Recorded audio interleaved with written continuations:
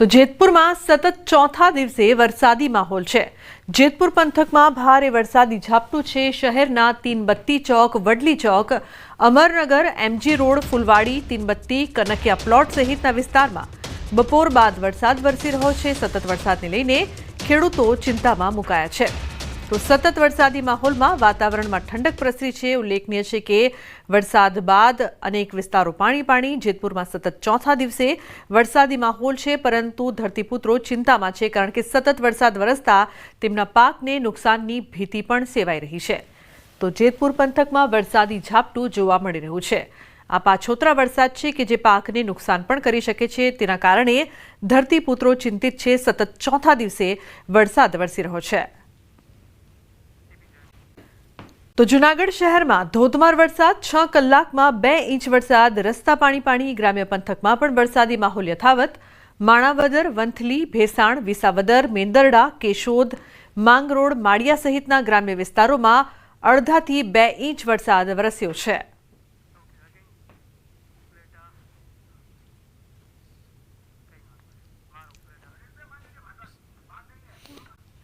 ગાજવીજ સાથે ધોધમાર વરસાદ વરસી રહ્યો છે। વાડિયા સહિતના ગામોમાં વરસાદી માહોલ છે। ભારે વરસાદના કારણે રસ્તા પર પાણી વહેતા થયા છે। પાછોતરા વરસાદને લઈને ખેતી પાકમાં નુકસાનની ભીતિ સેવાઈ રહી છે। તો રસ્તા પર પાણી વહેતા થયા છે। ભારે વરસાદના કારણે રસ્તા પર પાણી જોવા મળી રહ્યું છે। ઉલ્લેખનીય છે કે ખેડૂતોને ચિંતા પણ છે, કારણ કે પાછોતરા વરસાદને લઈને ખેતી પાકમાં નુકસાનની ભીતિ સેવાઈ રહી છે। તો અમરેલીમાં ગાજવીજ સાથે વરસાદની શરૂઆત થઈ છે। વડિયા સહિતના ગામોમાં હાલ વરસાદી માહોલ છે। સંવાદદાતા ગૌતમ લાઈવ જોડાયા છે વધુ માહિતી આપવા માટે। ગૌતમ, જે પ્રકારથી આ 2 દિવસ ખૂબ જ મહત્વના છે, નવા ભાજપના પ્રદેશ પ્રમુખ મળવા જઈ રહ્યા છે, શું માહિતી, શું અપડેટ?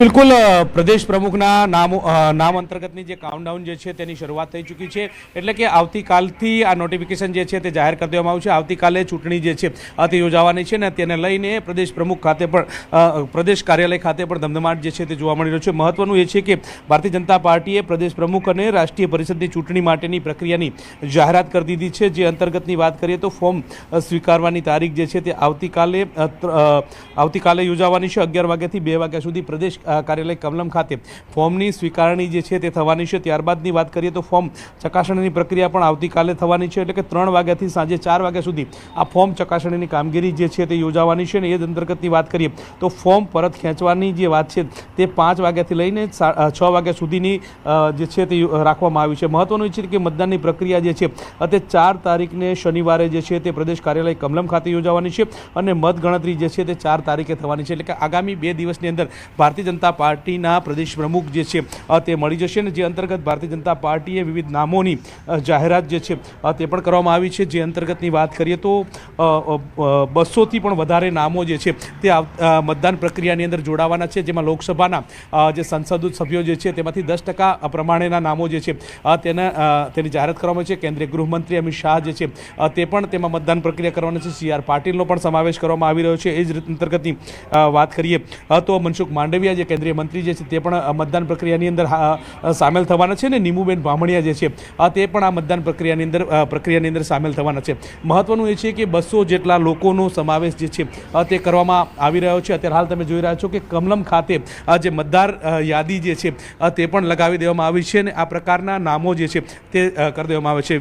ધારાસભ્યો જે છે તેમના નામો જે છે તે પણ દર્શાવવામાં આવ્યા છે। એટલે કે તેઓ પણ મતદાન પ્રક્રિયાની અંદર પોતે મતદાન કરવાના છે। આ પ્રકારનું નોટિસ બોર્ડ જે છે તે ભારતીય જનતા પાર્ટીના કાર્યાલય કમલમ ખાતે લગાવવામાં આવ્યું છે। તેમાં તમામ પ્રકારના જે ક્રમવાઇઝ તમે જોઈ રહ્યા છો કે પ્રદેશ પ્રમુખ પરિષદના ચૂંટણી પ્રક્રિયાના મતદાનની યાદી જે છે તે જાહેર કરવામાં આવી છે। જે અંતર્ગતની વાત કરીએ તો વિધાનસભાના ચૂંટાયેલા ધારાસભ્યો પૈકી 10% જે લોકો જે છે તે આ મતદાન પ્રક્રિયાની અંદર જોડાવાના છે। પ્રદેશ પરિષદના પ્રતિનિધિ તરીકે પણ વિવિધ નામો જે છે તેનો પણ સમાવેશ કરવામાં આવ્યો છે। મહત્વનું એ છે કે પ્રદેશ પ્રમુખ કોણ તે અંતર્ગત સૌ કોઈની નજર જે છે તે મંડરાયેલી છે। ત્યારે તે અંતર્ગતની વાત કરીએ તો અત્યાર સુધીમાં સૌરાષ્ટ્રને પ્રભુત્વ મળતું આવ્યું છે। એટલે કે સૌરાષ્ટ્રની અંદર 6 જેટલા પ્રદેશ પ્રમુખો ભારતીય જનતા પાર્ટીને મળી ચૂક્યા છે। અને ત્યારબાદની વાત કરીએ તો ઉત્તર ગુજરાતમાં અત્યાર સુધી કોઈ એવો ચહેરો નથી કે જે પ્રદેશ પ્રમુખ બન્યું હોય।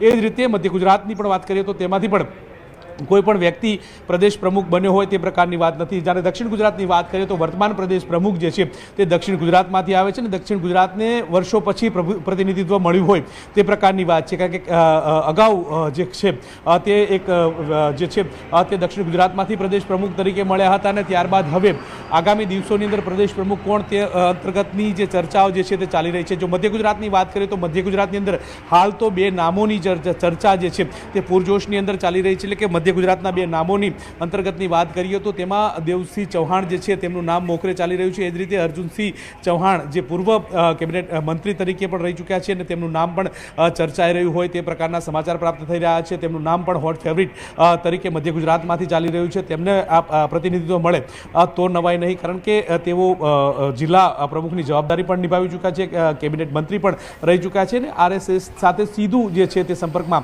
રહેતા હોય છે। એટલે તેમનું ચાન્સ લાગી શકે તો નવાઈ નહીં, તેમના નામની પણ ચર્ચા ચાલી રહી છે। એ જ રીતે વાત કરીએ તો ઉત્તર ગુજરાતની અંદર 3 નામોની ચર્ચા જે છે તે હાલ મોખરે ચાલી રહી છે।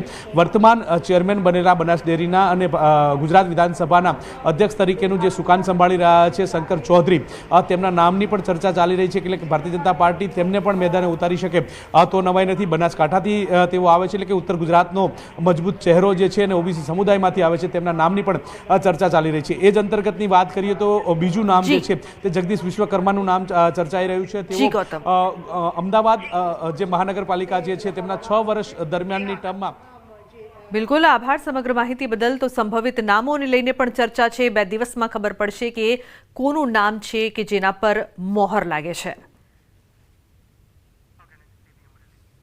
અધ્યક્ષને લઈને મહત્વના સમાચાર। આવતીકાલે સવારે 11 થી 2 વચ્ચે ફોર્મ ભરી શકાશે। બપોરે 3 થી 4 વાગ્યા ફોર્મની ચકાસણી, 5 વાગ્યા સુધીમાં ફોર્મ પરત ખેંચી શકાશે।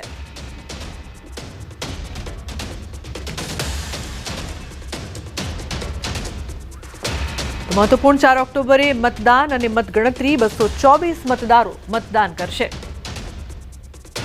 તો 2 દિવસમાં ગુજરાતને મળશે નવા પ્રદેશ પ્રમુખ। મહત્વપૂર્ણ સમાચાર। ગુજરાત ભાજપ અધ્યક્ષને લઈને મહત્વના સમાચાર સામે આવી રહ્યા છે। આવતીકાલે સવારે 11 થી 2 વચ્ચે ફોર્મ ભરી શકાશે।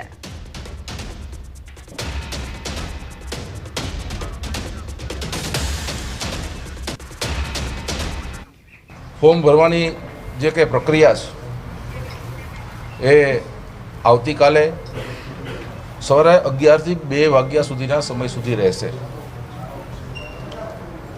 પછી ફોર્મની જે ચકાસણીની પ્રક્રિયા છે એ બપોરના 3 થી 4 કલાક સુધી રહેશે, એટલે 4 વાગ્યા સુધી।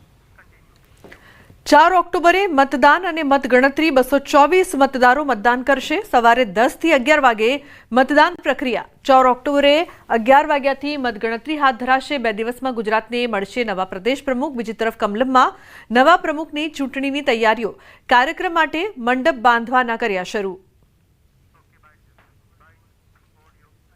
પ્રક્રિયા છે એટલે ચૂંટણી થાય તો મતદાન પ્રક્રિયા છે, એ પ્રક્રિયા સવારે 10 થી 11 કલાક સુધી અહીંયા પ્રદેશ કાર્યાલય કમલમ ખાતે રહેશે। અને મતગણતરી અને જાહેરાત તારીખ 4/10/2025 શનિવાર સવારે 11 કલાકથી એ કાર્યક્રમ। તો 4 ઓક્ટોબરે મતદાન અને મતગણતરી છે, મહત્વનો દિવસ। 224 મતદારો મતદાન કરશે। સવારે 10 થી 11 વાગે આ મતદાન પ્રક્રિયા છે જે હાથ ધરાશે। 4 ઓક્ટોબરે 11 વાગ્યાથી મતગણતરી હાથ ધરાશે। એટલે કે 2 દિવસમાં ગુજરાતને મળશે નવા પ્રદેશ પ્રમુખ, જેને લઈને જે પસંદગી છે તે ચૂંટણીમાં થશે। બીજી તરફ કમલમમાં નવા પ્રમુખની ચૂંટણીની તૈયારીઓ થઈ રહી છે। કાર્યક્રમ માટે મંડપ બાંધવાના પણ શરૂ કરવામાં આવ્યા છે।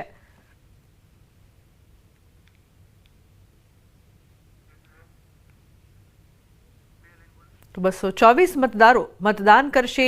તમામ તૈયારીઓ છે તે કરવામાં આવી રહી છે। 2 દિવસની અંદર ગુજરાતને નવા પ્રદેશ પ્રમુખ મળવા જઈ રહ્યા છે।